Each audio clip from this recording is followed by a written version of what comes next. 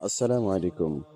বর্তমান জামানায় হারাম রিলেশন বা বিয়ে বহির্ভূত একটা সম্পর্ক আছে আমরা জানি। অনেকে এটাকে খুব সাধারণ ভাবেন।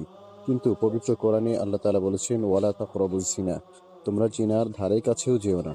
অর্থাৎ যে ছোট ছোট পা ফেলে আমরা এই সম্পর্কের দিকে এগোই, ইসলাম সেটাকে আগে বন্ধ করতে বলেছে। আজকের যুগে যেটাকে ভালোবাসা বলা হচ্ছে, তার বেশিরভাগই আসলে সাময়িক মোহ আর শয়তানের ধোঁকা।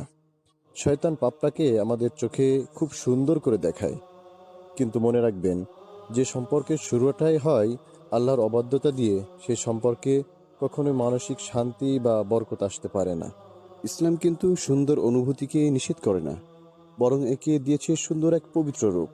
তা হলো বিয়ে। আপনি যদি কাউকে সত্যিই ভালোবাসেন, তবে লুকিয়ে প্রেম না করে সাহস করে হালাল উপায়ে বিয়ের প্রস্তাব দিন। চোরের মতো সম্পর্কে জড়ানোর চেয়ে সুন্নতি তরিকায় হাত ধরা অনেক বেশি সম্মানের।